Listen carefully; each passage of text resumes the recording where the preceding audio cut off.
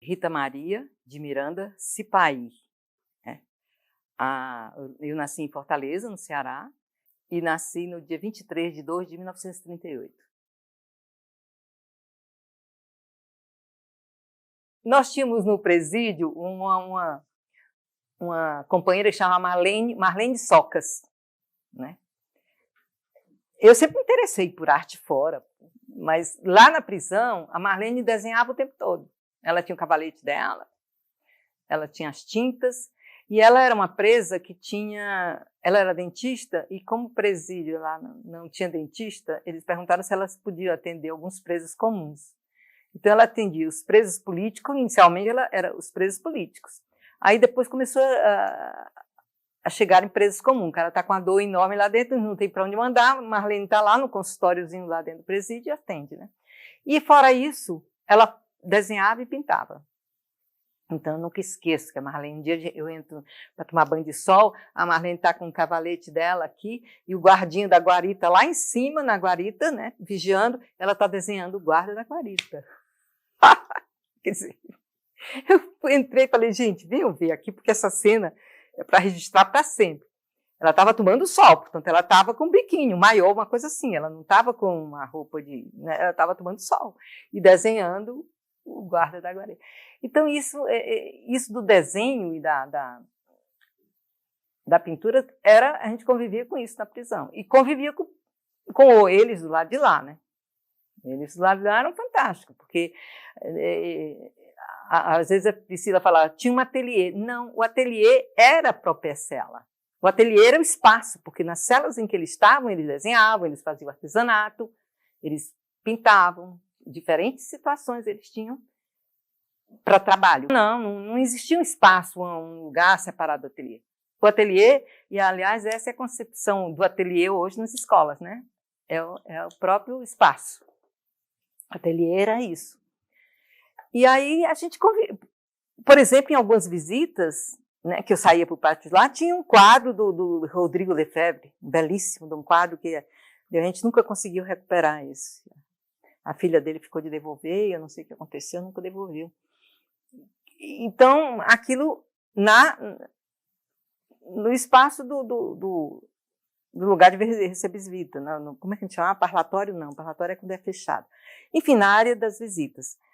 E aquilo também fazia com que o ateliê chegasse lá. Entende?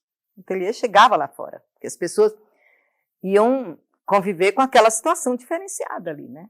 Ou causava estranheza, ou um chegava e tentava fazer a sua leitura, mas cada um tinha a sua leitura do que acontecia naquele quadro, né? O quadro era o documento, o quadro era o testemunho, era o próprio, ele não era alguma coisa que não tivesse uma característica principal. Era testemunho e era o quadro. Então, portanto, a arte estava ali.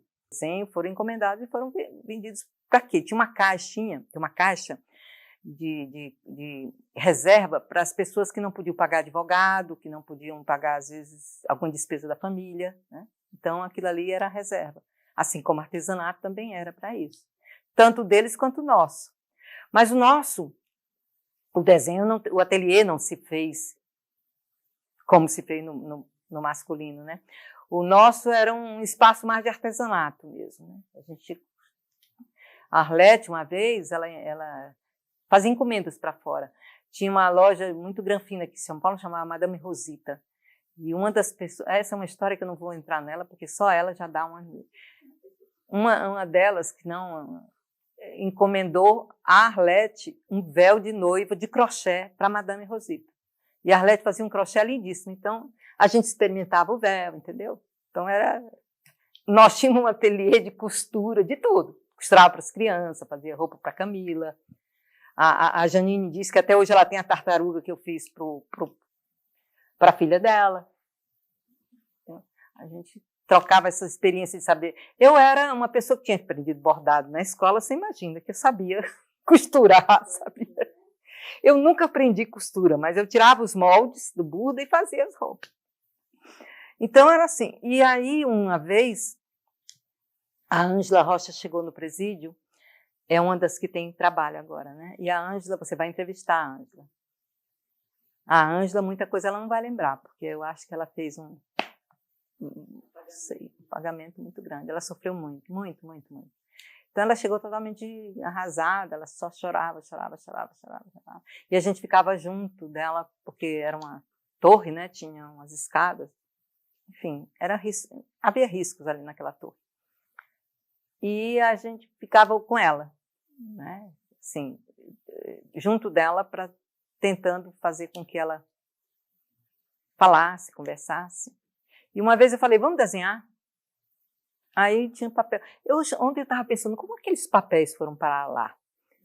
As cartolinas, os papéis, né? A família levava, mas eu queria saber como é que eu tinha. Eu acho que os meninos, os 2 filhos, uma vez eu consegui da Justiça Militar que eles fossem me visitar, porque eu achava importante que eles vissem o local que eu estava lá. Eu acho que minha família deve ter levado bastante papel, não sei. Aí tinha uma folha grande, tá até esse quadro, tá. Aí ela falou, vamos desenhar juntas, né? Aí ela desenhava, me dava o lápis, a tinta, caneta esferográfica era. E eu continuava desenhando. E aí eu era a pessoa que ficava muito com ela nesses momentos. Ficava junto. Uma outra hora, ela está desenhando, isso ela não quer desenhar, o papel ela começou a desenhar, com carvão. Era um rosto. Aí chegou uma pessoa na cela da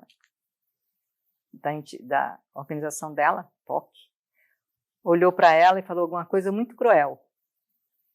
Você continua endeusando as personalidades, né? Ela estava desenhando, ela identificou quem ela estava desenhando o Merlino, que tinha acabado de ser assassinado. Aí a Ângela, naquele momento, eu acho que não sei nem se ela lembra disso, também tem algumas coisas que eu tenho cuidado. Ela pega a massa, joga fora, joga assim no lixo, você não entende nada. Entende? Então, continua endeusando, você continua mantendo o culto à personalidade. Era culto à personalidade, você endeusa uma pessoa. Né? No caso, ela estava esperando. Quer dizer, é uma coisa absolutamente sem sentido com uma pessoa que acabou de ser quase morta. Né? Não sei como é que ela não conseguiu sobreviver. Tanta tortura ela passou. E aí, isso. Então, a experiência do desenho está na experiência, o contato com a arte, com a questão do fazer artístico na prisão, está no trabalho dos muitos lá presos. Né? Não tinha um viés curativo no sentido de ser um instrumento para ser isso. Né? Porque você pode chegar numa clínica, a pessoa desenha e ela vai interpretar o teu desenho. Não tinha isso. Era um trabalho artístico de pessoas que eram, alguns já artistas plásticos, eram, né, profissionais, como o Sérgio Ferro e outros, que estavam lá, o Rodrigo, e era um trabalho de que eles levaram, o Alípio já desenhava antes, muito, tem muita coisa do Alípio de antes da prisão, o Alípio até expôs desenhos dele numa Bienal aqui em São Paulo, antes de ser preso, 62. 60, porque o Alípio chegou em 62, 63, o Alípio o expôs. O Alípio trabalhava numa loja, ele fez muito trabalho, porque quando a família dele ficou pobre e ele veio para cá, o irmão que saiu do colégio lá, ele foi preservado e foi estudar naquela escola lá em Batatais. Já ouviu falar na escola em Batatais?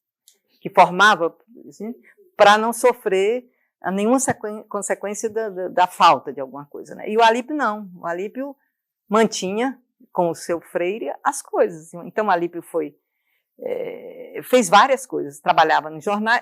Ele se formou em jornalismo, aqui em São Paulo, né? na Gasper Libero. E quando ele saiu, ele já começava a trabalhar em vários jornais e já, como estudante, desenhava e trabalhava numa loja que chamava Le Atelier, que era... Eles tinham móveis, fabricavam móveis E também eles faziam projetos de decoração dos móveis. Enfim, você compra um apartamento, aí você encomenda, ele vai... Tem hoje, né? Já tinha naquele tempo. E o Alípio se encarregava do projeto dele, então ele tinha que comprar móveis, lençóis, tudo aquilo, né? Ir nas lojas e comprar para compor o apartamento. E também quadros, e ele desenhava. E às vezes os quadros dele, vendia os quadros lá, não. Sabiam que era dele, fazia parte do conjunto, e outras coisas tanto, ele sempre desenhou. Então ele chega lá, ele desenha, o Alípio desenhou o tempo todo quando ele estava no presídio. Tem muito trabalho dele, está espalhado por aí, porque ele dava, assim como ele deu para mim, ele chegava e dava.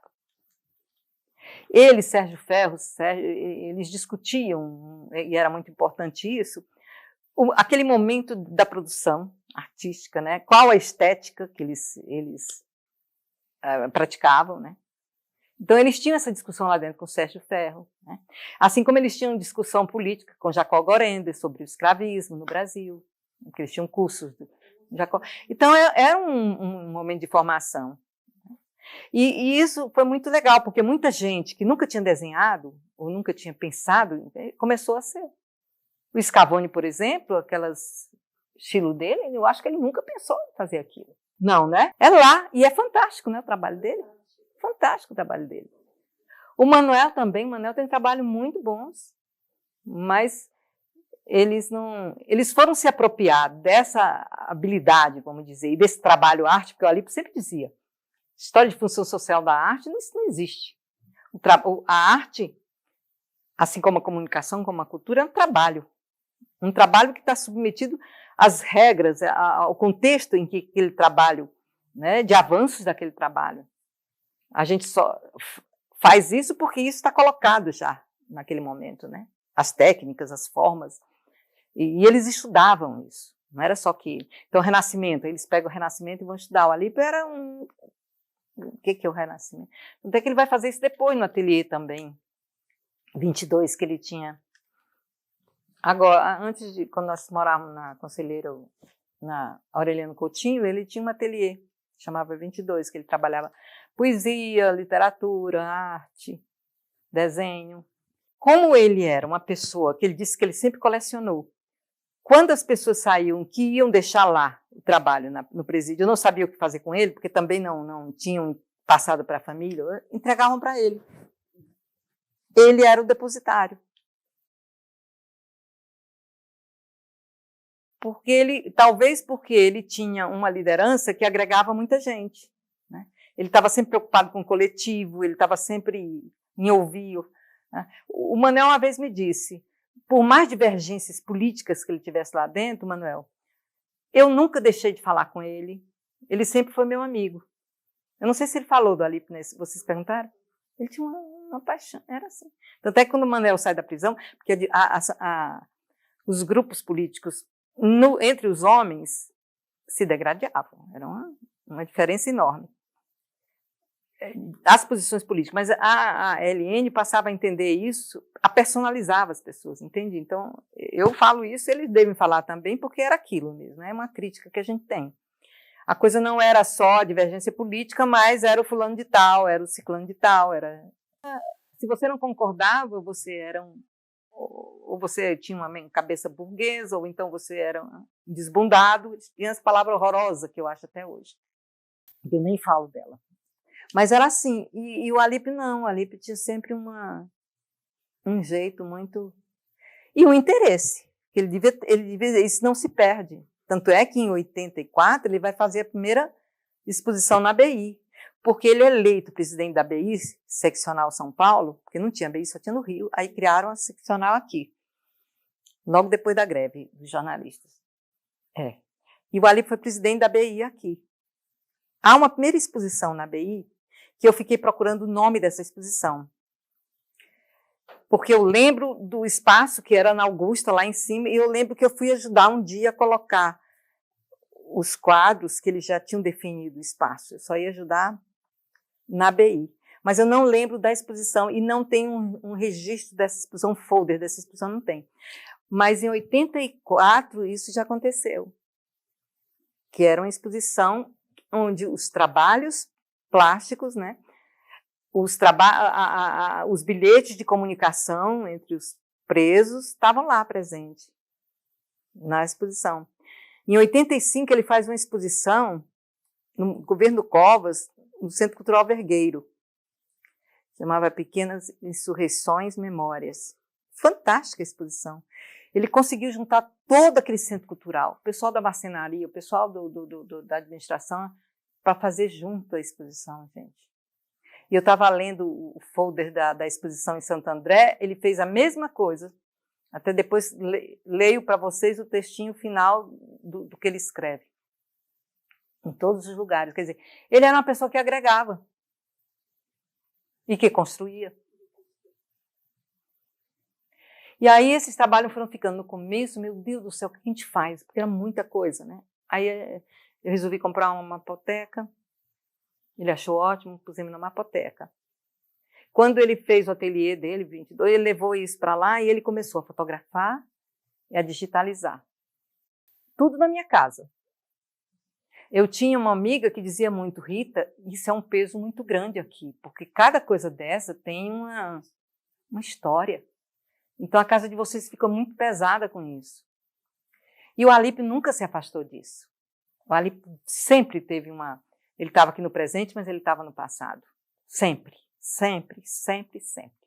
Não tinha um dia que ele não lembrasse de alguma coisa do passado. Sempre.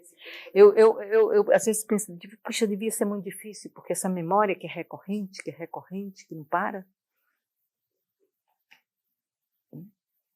E aí essas coisas, e ele sempre me disse, você e eu somos os depositários, né? Então, você é responsável e eu. Ele sempre procurou um espaço para isso. Para ficar esse lugar. Um tempo foi Campinas, mas ele foi a Campinas e as pessoas de Campinas disseram, põe tudo em umas caixas e manda para cá. Ele não ia fazer isso. Pôr nas caixas, mandar para lá, sem saber nunca quando é que aquilo ia sair da caixa, ou o que iam fazer com aquilo. Aí ele falou, não. Depois o Museu de Arte Contemporânea. Acho que foi até a Fúvia, ou uma outra pessoa. Se interessaram, foram lá, olharam, ficaram achando que era fantástico, mas não tinha a necessária reserva financeira para fazer isso, para assumir. Né? Aí pensamos em mandar para fora do Brasil, houve um tempo aí, eu pensei muito isso, falei com o Paulo falou, então, se quiser a gente encontra um jeito. Porque o Alípio já tinha dado um tempo, ele deu uma entrevista com o pessoal do Sérgio Ferro aqui, eles fizeram uma exposição, um trabalho na França, que eu não lembro bem o que foi o conteúdo desse negócio, mas existiam contatos lá fora que se algum museu lá assumisse, ele mandaria, né? Mas não era o que ele queria, não, ele queria que ficasse aqui. Né? Aí quando ele morreu, era uma responsabilidade enorme para mim, eu digo, meu Deus do céu, e agora, como é que eu vou encaminhar isso? E eu vinha perguntando para ele, Alípio, como é que a gente vai fazer? Não seria legal eu continuar falando com o Paulo, que a gente viesse mandar isso para fora? Aí ele dizia, fale, uma vez até ele me disse, faça os contatos. Depois ele me disse, não, vamos esperar um pouco mais. Então tinha um negócio de esperar um pouco mais. Nesse esperar um pouco mais, foi passando o tempo. Né? Aquilo tudo guardado. E aí, quando ele morreu, era uma preocupação. E eu falei, vem para o apartamento. Um quarto no apartamento era com a mapoteca e com o arquivo pessoal dele, que é muita coisa também. E aí eu comecei a procurar as pessoas, Marcelo Araújo, Fábio Magalhães. Né? Marcelo Araújo me pôs em contato com o diretor da Pinacoteca, que foi muito gentil, e fui lá em casa com a equipe já, que olharam os trabalhos, valoraram muito os trabalhos, todos eles. O Fábio costumava me dizer, esse é um arquivo preciosíssimo, qualquer museu do mundo vai aceitar essa coleção. E aí um dia se consumou, eles me chamaram para uma reunião. Rogério Murtarda foi um outro jovem que trabalhou o tempo com um artista plástico, trabalhou muito com a Alípio. O Rogério me ajudou nesse processo também. Esse aqui é fantástico, né? Esse que, a partir de um desenho meu. Isso é tão bonito, eu mandei para ele um desenho, uma fotografia minha. Eu já estava fora. Eu saí em 71, 72, ele sai em 74. Então eu mando essa foto para ele e ele faz essa belíssima série eu tinha uma série que começa, você sabe qual é? Não é linda? É lindo isso aqui. Então, era assim, além de apreciar o valor, o desenho, a capacidade que ele tinha de pegar o nanquim, fazer as coisas ultra... Ele tinha quando ele estava trabalhando, ele ficava tão voltado para aquilo que nada ao redor acontecia. Entendeu? Então, ele tinha uma mão que às vezes tremia, mas ele conseguia um traço fantástico. Ele tinha um domínio da coisa que ele estava fazendo. Ele sempre sabia onde ele ia chegar, já. Ele sabia como ele ia terminar aquilo ali. Em alguns outros não. Tem alguns que ele fez depois que está sem fim, sem finalizar. Mas esse aqui ele sabia. É lindo esse desenho. Os que ele me deu são muito significativos, assim, tem um profundo... E aí eu só passei, quer dizer, eu tenho a dimensão do que é estar no acervo. Mas a minha filha, por exemplo, por mais consciente que ela chegue de tudo, ela fala, não, esse eu não dou. Esse é meu. Não vai para sempre. Eu digo, mas ele vai estar lá para sempre, você vai poder ter, você tem a foto. Não, não é a mesma coisa. A Camila tem um elefante que ele fez de colagem para ela na casa dela. Ela não vai dar para ser. Porque aquilo ali é como se fosse... Não, entende, a gente entende. Só que quando você racionaliza, como ele, entendeu? Porque uma vez eu falei para ele, não, mas esse desenho aqui foi o primeiro que você me deu, esse não vai. Ele disse, como não vai, Rita? Vão todos. Eu caí na real naquele dia. Eu digo, todos os desenhos que você me fez, que eu tenho aqui, seus, vão todos. Definitivo, né? Não é? Mas como vão todos? Não é porque tem outro sentido em ir. Dizer, você vai sempre ficar com ele, você vai ter a imagem dele. Mas ele, objeto, ele testemunho, ele tem que estar lá. Ele tinha essa compreensão. Né? E aí eu acho que eu fui me acostumando com isso. Tem um lindo que são uma rosa aqui, você já viu esse? Aqui. Que esse aqui está uma moldura vermelha, até da MM Molduras. Esse aqui eu sinto falta dele em casa hoje. Olha, esse... Cadê? O da Ângela. Tem uma aqui que é do DOPS, mas não era de preso político, não. Era de um estrangeiro que foi deportado. Eu acho que essa história ela sabe, né? Ah.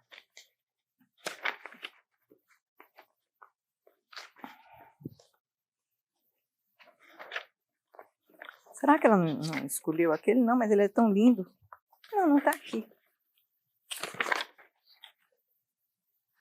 Eu acho que seria demais. Ela teria... Porque ela escolheu alguns lá que estavam numa condição, mas ele estava numa condição ótima. É um que tem um desenho de uma flor, que tem a minha mão assim, e só tem até aqui. É lindíssimo o desenho que ele me deu. Eu achava que aquele ali não ia sair nunca da parede de casa. Saíram. Esse do Sérgio Ferro, ele tem uma... Tem alguns outros trabalhos dele, onde ele vai se referir ao quadro. Entendeu? O que o quadro significou no tempo, o que o quadro dizia. Falava para ele, né? Porque para outra pessoa já falava outra coisa, mas como ele conhecia aquela história. Olha...